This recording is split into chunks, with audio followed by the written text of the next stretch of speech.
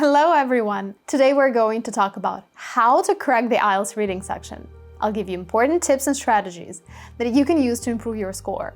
So if you've been struggling with the reading section for a while, keep watching this video. Before we dive in, just a quick heads up. This is the second video on this topic on our channel, so if you want to watch part 1, feel free to check it out. While this video is all about the tips during the test, part 1 focuses more on the tips before the test. Let's get started. Tip 1. When you begin the reading test, skip the text. Go straight to the questions. If you start reading the text first, you'll have to read it twice. First, to get a general idea of what the text is about, and then to answer the questions. This will only waste your time.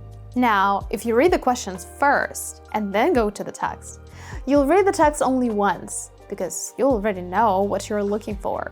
Tip 2. Study question types. I know you hear this advice a lot, and you may be wondering, why do I need to study question types? I have instructions before every question anyway. Well, that's the point. You don't want to waste your precious time deciphering the instructions and trying to understand what each question wants from you.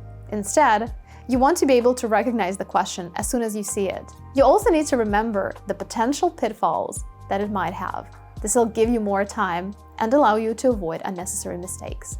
There are 14 question types in the IELTS reading section: matching headings, matching paragraph information, matching features, matching sentence endings, true, false, or not given, or yes, no, or not given, multiple choice, list of options, choose a title, short answers, sentence completion, summary completion, table completion, flowchart completion, completion diagrams. You need to know how to approach each of them in the most effective way. Tip 3. Learn which answers come in order and which don't. When you take practice tests, you've probably noticed that some question types always have answers in order. Others do not. Knowing this information can be a game changer on the day of the test. Let's imagine the following scene. It's test day, and you've just started the reading section. You're really stressed after the listening section, wondering if you got all the questions right. You see the first passage, which you skip, and go straight to the questions. The questions are true, false, or not given. You start reading the first question, then the second, then the third, and that's where you make your first mistake. With true, false, or not given questions, you don't need to read all the questions at once, because they're usually in order. What you need to do is read the first question, then go back to the passage and start reading the first paragraph. As you read, look for the answer to the first question. Once you've found it, read the second question, and then continue reading the text from where you found the answer to the first question, and so on. Now, let's say you saw matching paragraph information questions instead of true, false, or not given questions.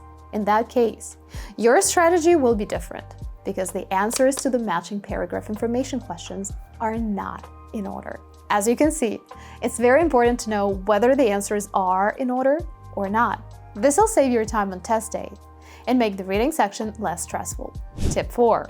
Make a list of all question types and the information about them. I usually do this for my students in our sessions, and they all claim that it has a positive effect on their reading scores. What should you include in this list? First, of course, the name of each type of question. Then an example of it, taken from a practice test. Next, information whether or not the answers to that question are in order. Finally, write down the strategy you use for that type of question and the most common mistakes you make. I suggest leaving some space for the last 2 categories, because you'll add more information to them as you practice. You can make these lists in your notebook or use Google Docs instead. Make sure you have a separate page for each type of question. And yes, you can probably find something similar online or in prep books.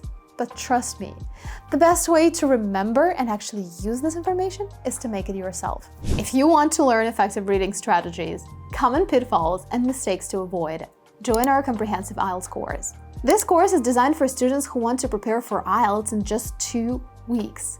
So it's definitely intense, but absolutely worth it. In these 2 weeks, you'll learn everything you need to know about the IELTS test. You'll also get all the tips you need to excel in listening, speaking, and especially writing. Throughout the course, you can reach me via live broadcasts, our private Telegram chat, or Zoom, depending on the package you choose.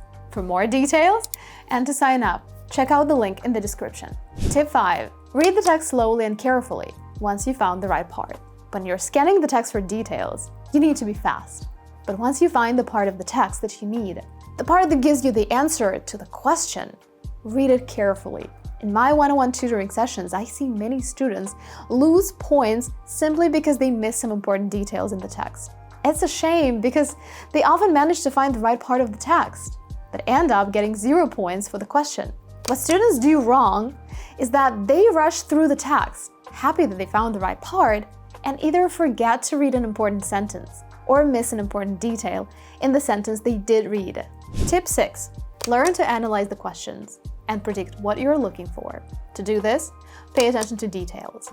For example, let's take the same true, false, or not given question type. Werner Fischer played with a spaghetti-strung racket that he designed himself. Before you start reading the question, ask yourself, what kind of information will I be looking for in the passage? Am I going to look for whether Fischer plays with a spaghetti-strung racket or not? Probably not.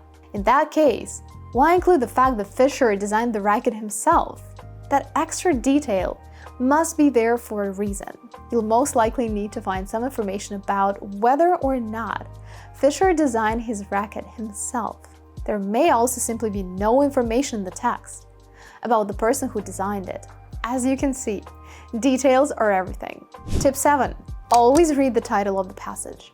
Some students tend to ignore it, but it's very important for understanding the passage.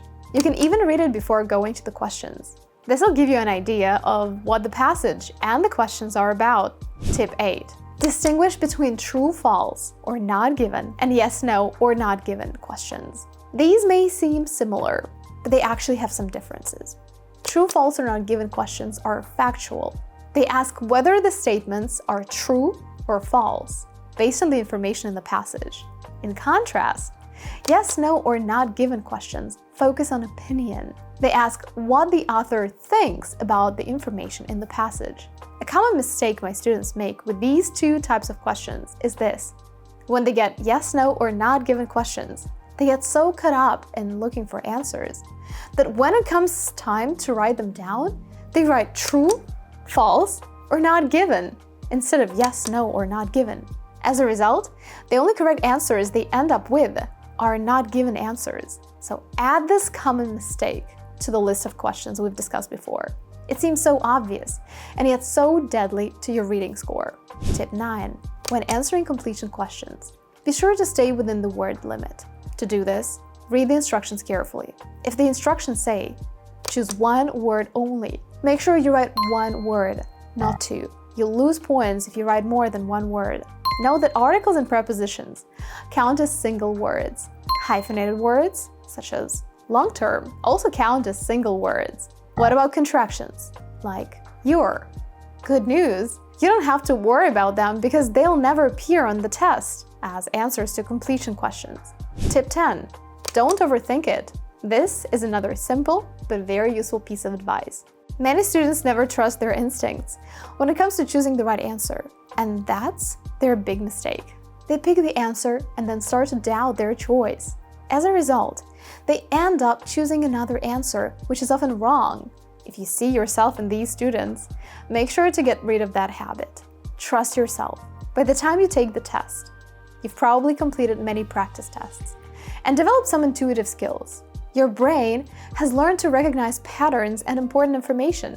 So when you read a question, your first answer is most likely the correct one, instead of second-guessing yourself. Stick with your first instinct, unless you find clear evidence in the text to suggest otherwise. And that wraps up our tips for cracking the IELTS reading section. Thanks for watching! If you found this video helpful, don't forget to subscribe to our channel and click the bell icon to stay up to date with our latest videos. Remember, it's all about knowing how to approach the questions and trusting your instincts. If you have any questions or would like to share your own tips, feel free to leave a comment below.